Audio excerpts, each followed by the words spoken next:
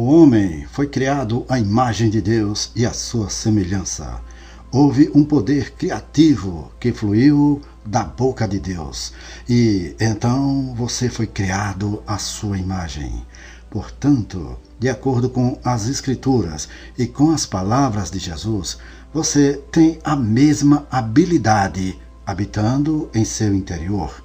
Adão entregou a autoridade do homem a Satanás, mas Jesus devolveu essa autoridade ao homem quando nasceu de uma virgem. O nascimento virginal de Jesus aconteceu da mesma maneira que Deus criou o universo. Deus disse que isso seria feito e não é impossível para Deus executar sua própria declaração. Quando o Senhor encontrou uma mulher que concordou com ele, isso pôde ser feito. Então disse Maria ao anjo: como será isto, pois não tenho relação com homem algum? Lucas capítulo 1, versículo 34. Ela não duvidou que pudesse ser feito. Ela apenas perguntou como. E o anjo respondeu: descerá sobre ti o Espírito Santo e o poder do Altíssimo te envolverá com a sua sombra. Lucas capítulo 1, versículo 35. No versículo 38, Maria disse: que se cumpra em mim conforme a tua palavra. Ela concordou com a palavra, estabelecendo esse fato sobre a terra, e ele passou a existir. Será que é tão difícil crer nisso? Deus disse na sua palavra que nós fomos de novo gerados não de semente corruptível, mas da incorruptível pela palavra de Deus viva e que permanece para sempre. 1 Pedro capítulo 1, versículo 23. A palavra de Deus, implantada no seu espírito, fez com que você se tornasse uma nova criatura que nunca existiu antes, nascida de novo do Espírito do Deus vivo. O renascimento do espírito humano ocorreu porque a palavra de Deus se alojou no seu espírito. Ela fez com que você agisse sobre a palavra e você nasceu de novo. Você se tornou uma nova criatura. Você um dia foi um pecador, mas agora nasceu de novo e é a justiça de Deus totalmente capaz de estar na presença do Pai com ousadia santa e dizer: Pai, venho a ti em nome do teu Filho Jesus, sem medo ou condenação, porque sou a justiça de Deus em Cristo. Você não é um pobre pecador rastejando no pó, implorando e suplicando: querido Senhor, por favor, me ajude, como algumas canções cantam. Não, você é a justiça de Deus, co-herdeiro com Jesus Cristo. Essa palavra plantada no seu espírito fez com que você se tornasse uma nova criatura, porque a palavra de Deus declarou isso. O Verbo se fez carne. Gostaria que você observasse comigo como Deus fez uma virgem conceber e ter um filho. A virgem disse: que se cumpra em mim conforme a tua palavra. A Bíblia diz: e o Verbo se fez carne e habitou entre nós. João capítulo 1, versículo 14. Ora, a palavra estava no princípio com Deus. A palavra veio a Maria e disse: será assim. Maria disse: eu o recebo, que se cumpra em mim conforme a tua palavra. Lucas capítulo 1, versículo 38. Maria primeiro recebeu a palavra no seu espírito, ou seja, no seu coração, depois que ela se manifestou no seu corpo físico.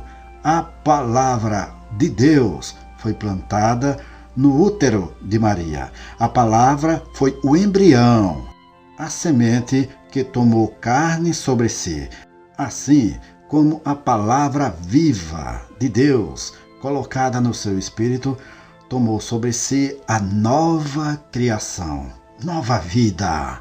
A palavra de Deus, literalmente, se formou dentro do útero dela e tomou carne sobre si. A palavra de Deus se tornou viva, vivendo, andando e falando nesta terra. Ele veio a este mundo para destruir a obra do diabo que foi feita em Adão. A obra que foi feita em Adão estava destruindo a criação de Deus e a habilidade de Deus operar através do homem. Quando Jesus veio, ele tomou de volta a autoridade e a delegou novamente ao homem, ao crente. Jesus estava na montanha antes de subir ao céu quando disse: todo o poder me foi dado nos céus e na terra. Mateus capítulo 28, versículo 18. Ele tinha tudo. Então ele se voltou para os cristãos e disse: estes sinais acompanharão os que creem. Em meu nome expulsarão demônios, falarão em novas línguas, imporão as mãos sobre os enfermos e eles serão curados. Marcos capítulo 16, versículos 17 e 18. Jesus estava dizendo: agora vocês irão em meu nome, vocês expulsarão os demônios, vocês falarão em novas línguas, vocês imporão as mãos sobre os enfermos e eles serão curados. Vemos assim o poder de Deus e a autoridade de Deus delegados de volta ao homem. Portanto, o homem não foi devolvido ao seu estado original em que estava. Ele está melhor agora do que nunca. Graças a Deus, o homem nascido de novo é co-herdeiro com Jesus. Louvado seja o nome do Senhor. Se Jesus é a justiça de Deus, então você é a justiça de Deus em Cristo.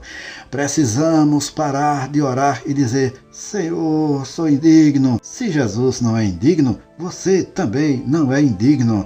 Você tem o direito de estar na sala do trono de Deus. Talvez você já tenha se sentido massacrado e pisoteado pelo diabo por causa de um senso de indignidade, mas quando esta palavra entrar no seu espírito, você nunca mais será o mesmo.